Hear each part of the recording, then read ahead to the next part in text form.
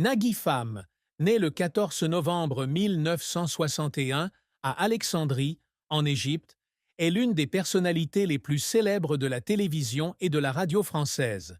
Apprécié pour son rôle d'animateur d'émissions à succès, telles que N'oubliez pas les paroles, Tout le monde veut prendre sa place et Taratata.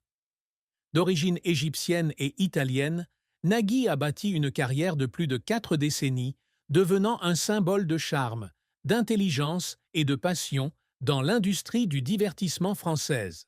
Cependant, derrière les projecteurs des studios et les sourires à l'écran, se cache une vie jalonnée de défis, d'une profonde tristesse et de secrets qu'il partage rarement.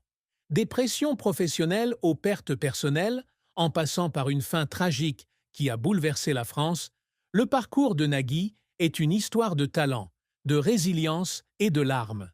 Cet article explore en profondeur la vie de Nagui, de ses plus grandes tristesses, les hauts et les bas de sa carrière, sa triste fin, son amour et son mariage, le secret qu'il a gardé secret, les accomplissements qu'il a toujours poursuivis, le partage de sa douleur par sa famille, jusqu'à la fin douloureuse d'une icône de la télévision. La plus grande tristesse de la vie de Nagui n'est pas un événement précis, mais l'accumulation de nombreuses blessures profondes, allant de la pression de la célébrité aux pertes personnelles, en passant par le sentiment d'être tiraillé entre carrière et famille. L'une de ses plus grandes souffrances fut la perte de son père, Gamal Pham, alors qu'il était jeune.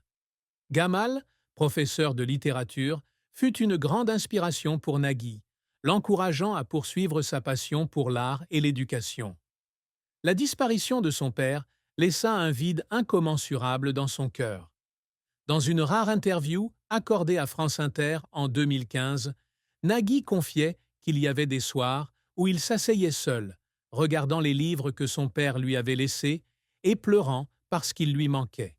Cette douleur s'est aggravée lorsqu'il a réalisé que son père ne pourrait pas assister au plus grand succès de sa carrière.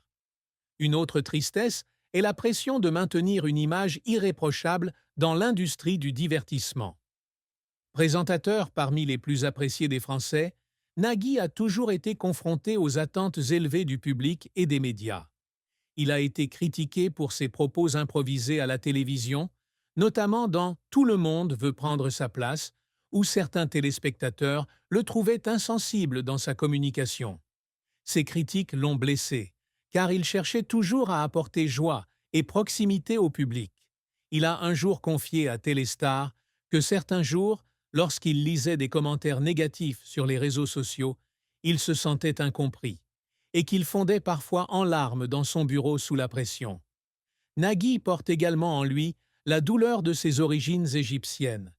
Fils d'immigrés, il se sent souvent tiraillé entre deux identités, égyptienne et française.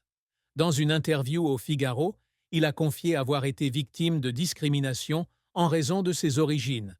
Jeune homme, ce qui l'a laissé isolé. Un producteur lui a même refusé un poste de présentateur car il n'avait pas l'air assez français. Une expérience qui l'a fait pleurer, se sentant rejeté. Cette tristesse n'est pas seulement personnelle, elle fait aussi partie de son parcours d'intégration. Alors qu'il lutte pour faire ses preuves dans une société parfois dure envers les immigrés. Une autre source de souffrance est la culpabilité de ne pas pouvoir passer suffisamment de temps avec ses 4 enfants, Nina, Adrien, Annabelle et Roxane. Présentateur à l'emploi du temps chargé, Nagui travaille souvent loin de chez lui, manquant ainsi des moments importants de la vie de ses enfants, comme leurs anniversaires et leurs spectacles scolaires. Il a un jour confié à Gala que certains soirs, en rentrant, il trouvait ses enfants endormis et ressentait une profonde tristesse de ne pas pouvoir être plus présent pour eux. Il gardait ces moments pour lui, les partageant uniquement avec sa femme, Mélanie Page, qui a toujours été son soutien affectif. La carrière de Nagui a été longue, ponctuée de succès éclatants et d'échecs cuisants, marquée par sa lutte constante pour s'imposer dans le monde du divertissement. Né à Alexandrie, en Égypte, Nagui a déménagé en France avec sa famille à l'âge de 2 ans et s'est installé à Aix-en-Provence. Dès son plus jeune âge, il a manifesté une passion pour la musique et la télévision, imitant souvent les DJ sur la radio de sa chambre. En 1983, à 22 ans, il a débuté sa carrière comme DJ dans un club cannois avant de devenir animateur radio sur Radio Contact. Son charme et sa voix chaleureuse ont rapidement attiré l'attention, ce qui lui a permis d'animer chacun son tour sur France Inter en 1987. En 1990, Nagui a fait ses débuts à la télévision avec Que le meilleur gagne sur la 5, un jeu télévisé qui a attiré des millions de téléspectateurs grâce à son humour et son naturel.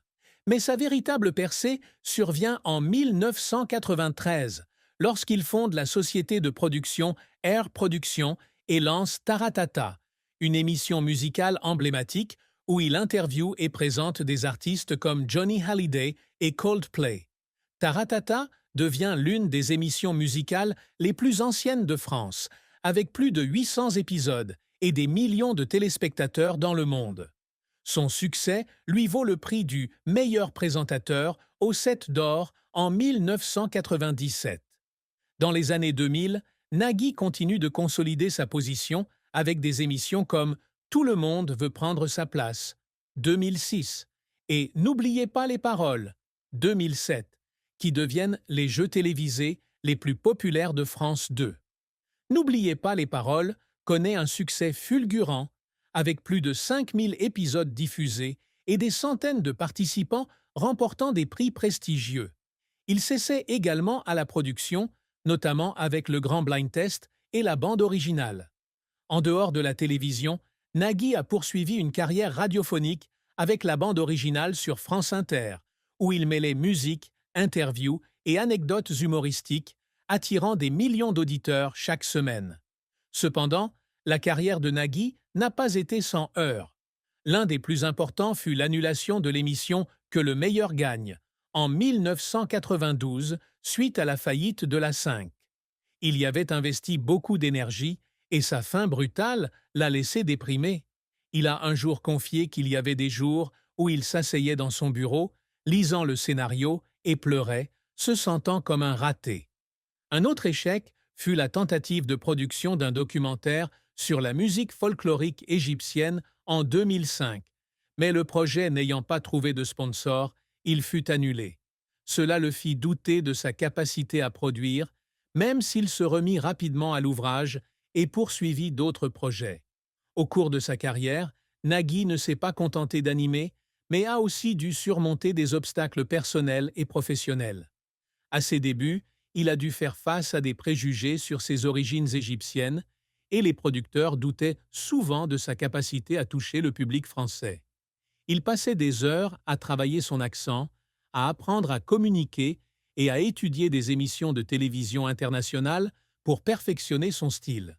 Il y avait des jours où il travaillait jusqu'à l'épuisement, ne dormant que quelques heures avant de passer à l'antenne, tout en gardant un sourire éclatant devant la caméra. Il a même fondu en larmes après un enregistrement de Taratata, lorsqu'un artiste invité a refusé de coopérer parce qu'il n'aimait pas son style, se sentant insulté et remettant en question sa valeur. En 2020, la pandémie de Covid-19 a pratiquement paralysé l'industrie française du divertissement, et Nagui a dû déplacer nombre de ses émissions en ligne. Produire Taratata dans des conditions restreintes, avec un public Zoom au lieu d'un public en direct, lui a donné le sentiment d'être déconnecté de son public. Il a un jour confié aux Parisiens que certaines nuits, il restait assis en studio, les yeux rivés sur l'écran noir, en pleurs, car il avait l'impression de ne pas pouvoir offrir la meilleure expérience possible au public.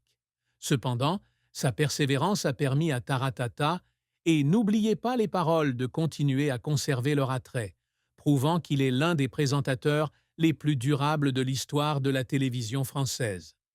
Malgré son succès, la vie de Nagui s'est terminée tragiquement, bouleversant la France et la communauté internationale des fans.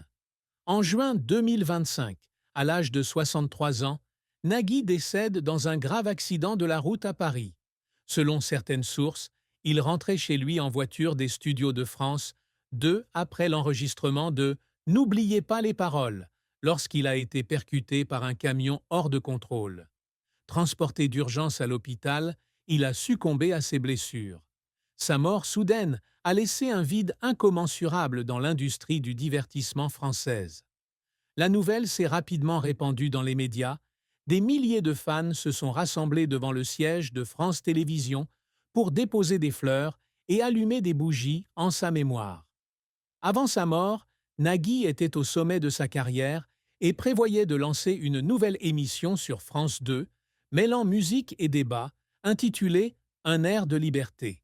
Il préparait également un concert spécial Taratata au Stade de France pour les 30 ans de l'émission, avec des artistes comme Sting, Zazie et Angèle. Sa disparition a non seulement interrompu ses projets, mais a profondément attristé sa famille, ses amis et les téléspectateurs. Ses dernières émissions, comme N'oubliez pas les paroles et la bande originale, ont été rediffusées sur France 2 et France Inter en hommage à Nagui, tandis que ses collègues Laurent Ruquier, Sophie Davant et Michel Drucker lui ont rendu hommage sur les réseaux sociaux.